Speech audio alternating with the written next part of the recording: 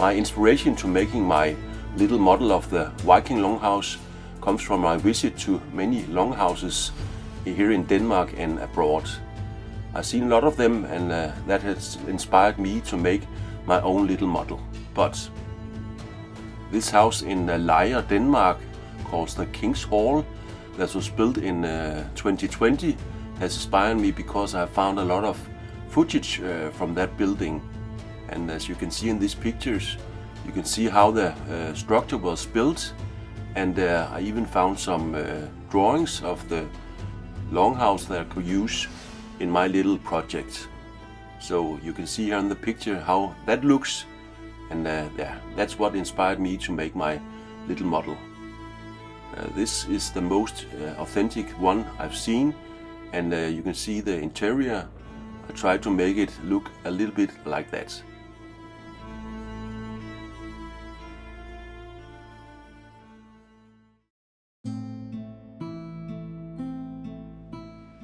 And first I had to make templates on how I wanted the house to be. I made it in 1 to 50. That was a good measurement I could use in all my drawings. So here, this is how it looks. And then I draw these, so I could have something to work from. I had some oak wood that I used for the structure. I just have to process it and put it down in the hole that I made in this little board I got. I haven't filmed the whole process, and I'm not going to talk about every step. You can see in the footage some of the things I made during this build, and hopefully you can be inspired to make something similar if you want to do that. But as you can see here, I made the structure and yeah, some fine cuttings, and later on in this process you can see how I built the roof and the walls and so on.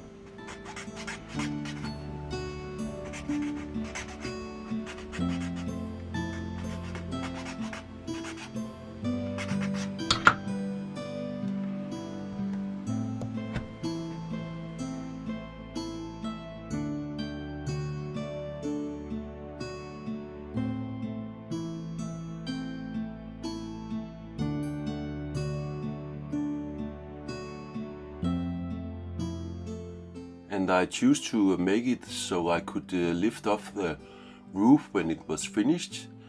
It made it much easier when I was working inside the longhouse.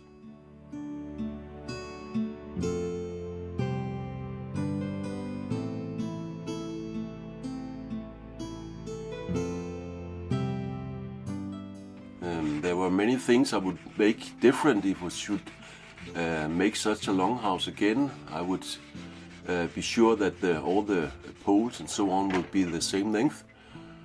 When I made this, I had to adjust a lot to make it all fit perfectly together. But in the end, it turned out great, I think.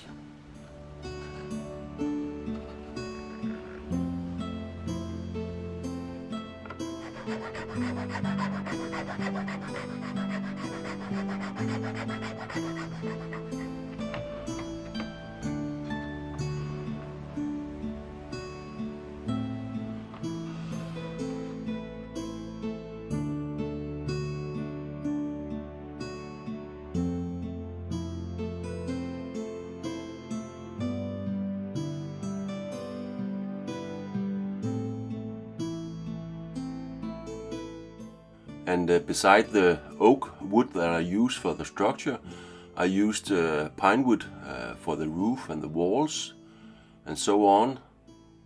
And you can see the details here.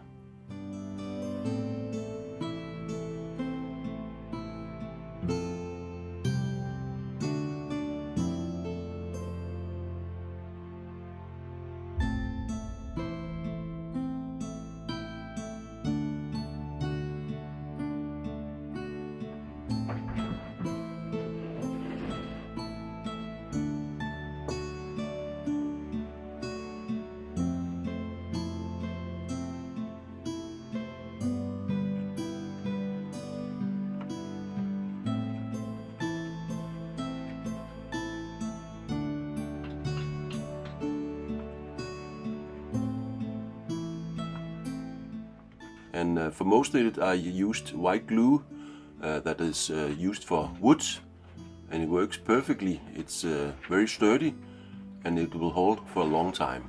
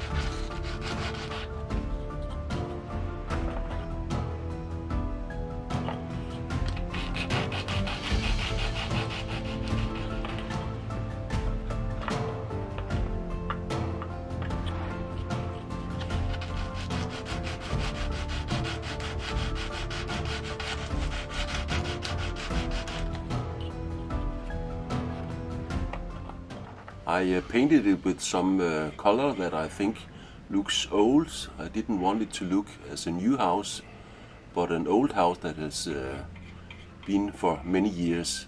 So I experimented a little bit with different kinds of painting, and I'm very pleased with it. I think it looks really good now. And at the end I painted the roof in a color that was a little bit different than the rest of the house.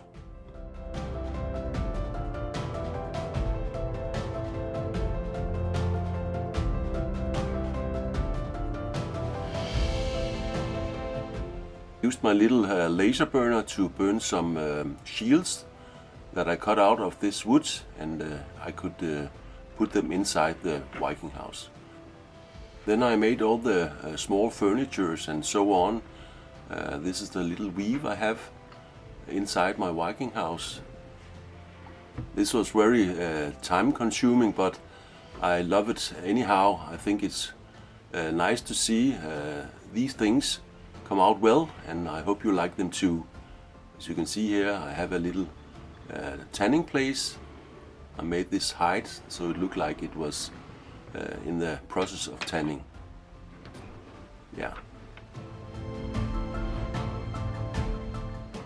And I also made some armory, a little axe here. I made a spear and a sword too that is inside the house at the entrance, the weapon house I call it.